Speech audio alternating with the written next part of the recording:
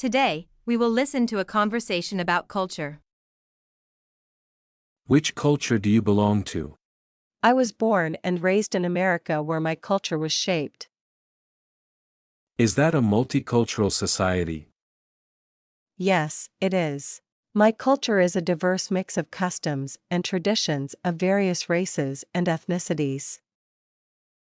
How long has your country been practicing those customs? Well, it has a long history, around 10,000 years ago. What custom do you like the most? I like practicing dining etiquette. That's what makes me American whenever I travel to other countries. What are traditional costumes of men and women in your country?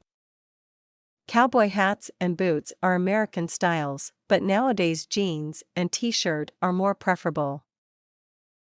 Are you comfortable with tradition and customs of your culture? Of course, I was born with it. How do people greet each other? Well, it depends on the situation. In an informal communication, people just say hi. Have you ever felt drawn to another land? Yes, I'm interested in Indian culture. I wish I can get there someday to attend a typical Indian wedding.